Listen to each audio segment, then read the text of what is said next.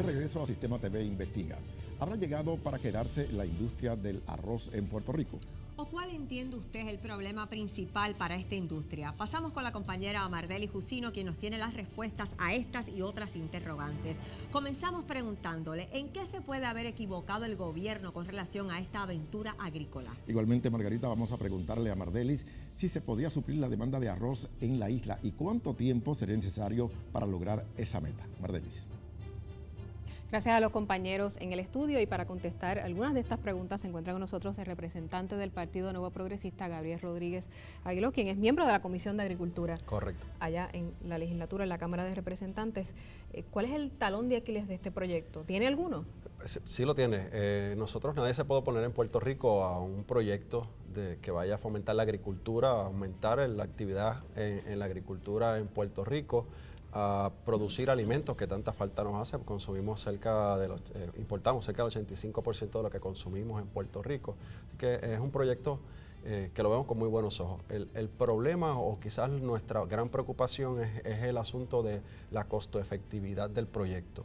Cómo el gobierno de Puerto Rico llegó a la conclusión que utilizando 2, 3, 4 millones de dólares podemos producir la cantidad de arroz suficiente para suplir no tan solo a los comedores, y eso es un área que tenemos que mirar con detenimiento, sino también a la población en general, para llevarlo al consumo en general en Puerto Rico ya a nivel comercial. Pero la secretaria lo que ha dicho es que el acercamiento a nivel comercial es más a negocios especializados.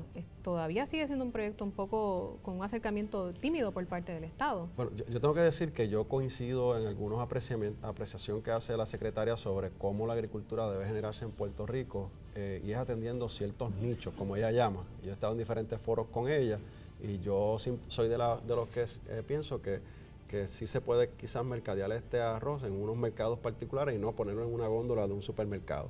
Yo creo que eso es a lo que ella se dirige, porque he estado con ella en otros foros sobre otros temas, y para mí es un buen pensamiento, ¿no? Menciona el aspecto de los comedores escolares. El arroz en este momento se está llevando a algunos comedores escolares del país. No es a todos los comedores escolares. Todavía se importa arroz integral de los Estados Unidos para suplir a los comedores, y sabemos que esto sucede por disposición federal. ¿Le preocupa algo por el hecho de que el gobierno haya decidido cultivar ese arroz para llevarlo a ese mercado hasta cierto punto cautivo? Me preocupa, porque la idea de generar o producir arroz en Puerto Rico es para el consumo, en este caso de los niños. Y la pregunta es si se ha hecho algún estudio, algún análisis de cuál es el gusto o cómo es que los niños aceptan o no el arroz integral en los comedores. Y yo tengo 2 niños que están en la escuela pública y consumen ese arroz. Y no les gusta. Y no les gusta. Pero usted sabe que por disposición federal se tienen que servir granos enteros. Ahí sí, no pero tenemos entonces mucho espacio. tenemos que criollizarlo de alguna forma para que a los niños se les haga atractivo y no se pierda. Porque entonces, ¿de qué nos vale producir alimento en Puerto Rico que termine en un zafacón o termine en alimento para los cerdos? Es un contrato que tiene comedores para alimentar cerdos en Puerto Rico. Yo creo que eso no es costo efectivo. Así que tenemos que cuestionar si el Departamento de Agricultura, el Departamento de Educación, está midiendo el consumo del arroz que se está produciendo en Puerto Rico y cuál es la aceptación. Para principios de este proyecto hubo ciertas interrogantes a la forma en que se confeccionaba el arroz, porque creo que también tiene que ver con la confección. De hecho, hubo que hacer un manual y entrenar para confeccionar el arroz en los comedores. O sea que no estuvieron preparados para eso, que es lo esencial, lo básico, ¿verdad? ¿Cómo lo vas a preparar cuando llega al comedor? Y me preocupa de la manera en que este proyecto a largo plazo sea uno costo efectivo con la situación presupuestaria que tenemos en el gobierno de Puerto Rico. ¿Podría hacerse costo efectivo si se es creativo, si se lleva este producto a esos mercados específicos de personas que sí consumen el arroz integral? Esa es la invitación que estamos haciendo, que no se pretenda crear en un megaproyecto pensando en que va a estar en las góndolas de todos los supermercados el arroz, sino que se vaya a atender un mercado en particular. ¿Pero usted cree que esa ha sido la impresión que ha dado el gobierno, de que quiere hacerse arroz para todo el país? No, la impresión que se ha dado es que va a ser para todo el país, que podemos ir a la góndola en su mercado y tenerlo disponible. Eso no fue lo que nos dijo la secretaria de Agricultura. Pero eso es lo que nos dicen a nosotros cuando están en las vistas públicas, cuando le hacemos las preguntas. Y de hecho se habló hasta en las vistas públicas. Pero inclusive, ¿por qué no podríamos aspirar a eso?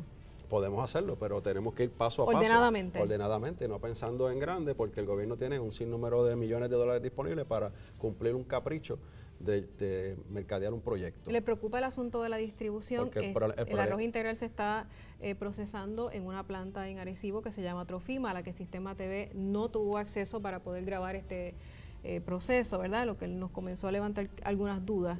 Y esta planta sabemos que pertenece al dueño de Pan American Grain. Claro, que tiene un monopolio en Puerto Rico. Así que me gustaría que pudieran entrar allí, ver el proceso. El Estado debe revelar quién va a distribuir ese arroz cuando se lleve a esos mercados nichos que ellos hablan, ¿no? La Secretaría de Salud nos comentó, la Secretaría de Agricultura, nos comentó en las vistas de presupuesto que ella estaban en negociaciones con Pan American Grain para distribución también. Así que eso está para récord allí.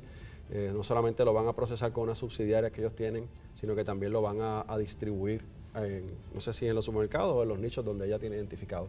Me preocupa de la manera que se está haciendo y ahora con lo que me acabas de mencionar, que en el reportaje de ustedes no fueron totalmente abiertos para ver el proceso. Yo tengo cuestionamientos de cómo es que se transporta este producto, el arroz, cómo es que se atienden los asuntos que tengan que ver con los químicos que se le echa al arroz, los pesticidas y cómo es que se está manejando al momento de producir y empacar este arroz.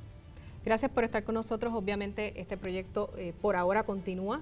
Hay que ver cuál va a ser la finalidad del mismo, si se va a seguir produciendo arroz en Puerto Rico y ¿verdad? Todas las variables que rodean. Nosotros no nos oponemos, ¿verdad? Pero que se haga de una forma ordenada y que al final del camino no se pierda toda la inversión que ha hecho el gobierno de Puerto Rico al día de hoy.